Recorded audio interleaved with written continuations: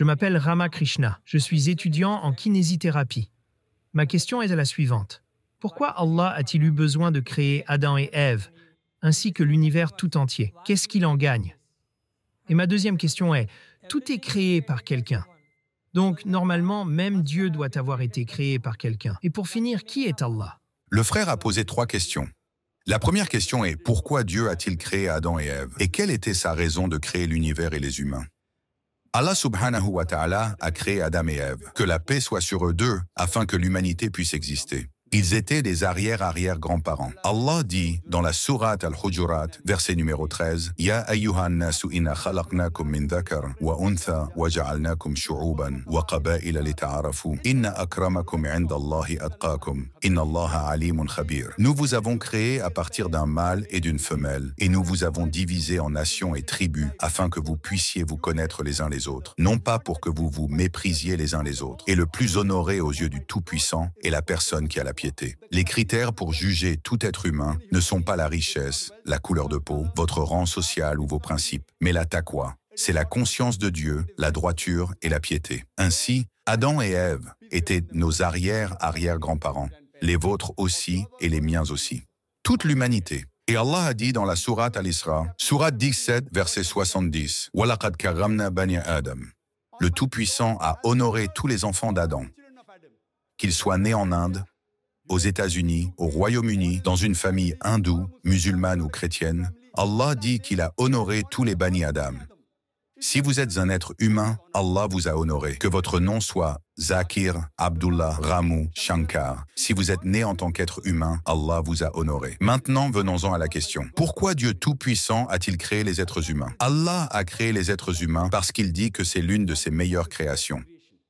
Toutes les autres créations d'Allah subhanahu wa ta'ala, elles lui obéissent. Nous avons les anges.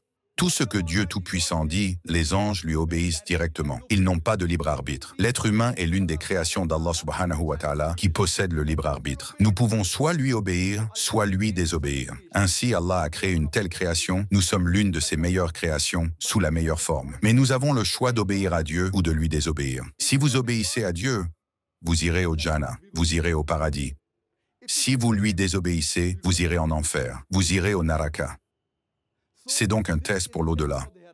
Allah dit, dans la sourate Al-Mulk, verset numéro 2, « Alladhi khalaqal mawta wal hayat » C'est Allah qui a créé la mort et la vie pour vous éprouver afin de savoir qui de vous est le meilleur en œuvre. Ainsi, cette vie est un test pour l'au-delà. Allah a créé les êtres humains et il dit, dans la sourate Ad-Dariyat, Wama khalaqtul jinna wal insa illa liya'budun. Je n'ai créé les djinns et les hommes que pour qu'ils m'adorent.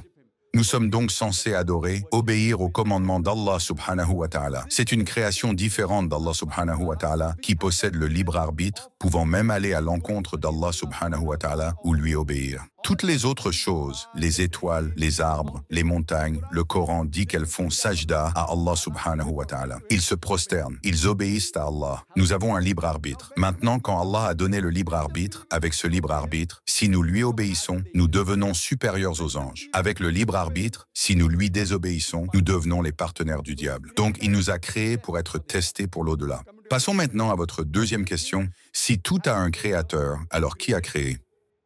Dieu? Si quelqu'un dit que tout a un créateur, c'est une affirmation erronée. Chaque chose créée a un créateur. La définition de Dieu est qu'il est non créé. Dès que vous demandez qui a créé Dieu, alors ce n'est pas Dieu. La définition de Dieu est qu'il est non créé. Supposons qu'une personne vienne vous demander « Frère, mon ami John a été admis à l'hôpital. Il a donné naissance à un enfant. Peux-tu deviner si c'est une fille ou un garçon? Peux-tu deviner? Essaye, devine. Tu ne peux pas deviner. Peux-tu parler dans le microphone? Peux-tu deviner si c'était une fille ou un garçon? Hein? Je peux pas. Regarde, frère John a été admis à l'hôpital. Il a donné naissance à un enfant. Est-ce une fille ou un garçon? Peux-tu deviner? Non. Non. Une chance sur 2, fille ou garçon. Les gens rient. Peux-tu deviner? Tu ne peux pas. Pourquoi? Même si tu devines, peux-tu réellement avoir la bonne réponse? Peux-tu deviner? Je te donne 2 chances, fille ou garçon. Et c'est Une fille. fille. Frère, un homme peut-il donner naissance à un enfant? Wow! Ah, là tu as fait une erreur. De la même manière, tu as fait une erreur en demandant qui a créé Dieu. Un homme ne peut pas donner naissance à un enfant. Ah, c'est bien, frère. Tu vois maintenant, tu as compris. Donc, c'est ça. Un homme ne peut pas donner naissance à un enfant. Alors tu comprends la fausseté de la question de savoir si c'était une fille ou un garçon. De même manière, quand tu me demandes, qui a créé Dieu? Allah, par définition, est non créé. Walam yakun lahu kufuwan ahad. Et nul n'est égal à lui. Passons maintenant à la dernière partie de la question. Qui est Allah? Qui est Allah? La meilleure définition que je peux vous donner est de citer la sourate Al-Ikhlas, versets 1 à 4. Il est mentionné dans le Coran, Qul huwallahu ahadun. Dit, il est Allah, unique. Allahu samad, l'éternel absolu. Lam yalid wa lam yulad. Il n'a jamais engendré, n'a pas été engendré non plus. Walam yakun lahu kufuwan ahadun. Et nul n'est égal à lui. Ceci est une définition en 4 lignes d'Allah subhanahu wa ta'ala. Toute personne qui dit tel ou tel candidat est Dieu, si ce candidat correspond à cette définition en 4 lignes, les musulmans n'avons aucune objection à accepter ce candidat comme Dieu. Définition en 4 lignes. C'est un test décisif pour la théologie, pour l'étude de Dieu. La première ligne est, dit, il est Allah, unique. Allah, l'éternel absolu. Lam yalid wa lam yulad. Il n'a jamais engendré, n'a pas été engendré non plus, et nul n'est égal à lui. Si vous consultez les écritures hindoues, la même chose est mentionnée dans les écritures hindoues. Kul huwallahu ahad est mentionné. Si vous lisez le Chandogya Upanishad, section numéro 2, verset numéro 1, Ekam Evadityam. Dieu est unique, sans second. Deuxième test, Allahu samad, l'éternel absolu. La Bhagavad Gita, verset numéro 3 dit, je suis connu comme le Seigneur de tous les mondes, non engendré, sans commencement. Troisième test, lam yalid wa lam yulad. Il n'a jamais engendré, n'a pas été engendré non plus. Cela est mentionné dans le Shvetashvatara Upanishad. Natasya Kashij Janita Nakadipa. De lui, il n'y a pas de Seigneur, il n'a pas de parents. Le Dieu Tout-Puissant n'a pas de père, il n'a pas de mère. Et walam yakun lahu kufuwan ahad. Et nul n'est égal à lui. Est mentionné dans le Shvetashvatara Upanishad et dans le Yajurveda, chapitre numéro 32, verset numéro 3, où il est dit Natasya Pratima Asti. De ce Dieu, il n'y a pas de pratima, il n'y a pas d'idole, il n'y a pas d'image, il n'y a pas de photographie, il n'y a pas de sculpture. Qui dit cela? Yajurveda, pareil que walam yakun lahu kufuwan ahad. Donc, toute personne qui dit tel ou tel candidat est Dieu, si ce candidat correspond à cette définition en 4 lignes, nous, les musulmans, n'avons aucune objection à accepter ce candidat comme Dieu. Par exemple, certaines personnes disent que Bhagwan Rajneesh est Dieu Tout-Puissant. Une fois, lors d'une séance de questions-réponses, un hindou m'a dit « Nous ne croyons pas que Bhagwan Rajneesh soit Dieu ». Et je n'ai jamais dit que tous les hindous croient que Bhagwan Rajneesh est Dieu. J'ai répondu que certaines personnes croient que Bhagwan Rajneesh est Dieu. Mettons Rajneesh à l'épreuve. Dit, il est Allah, unique. Est-ce que Rajneesh est unique? Était-il le seul homme à revendiquer la divinité? Il y en a des centaines. Et dans ce pays, il n'est pas le seul.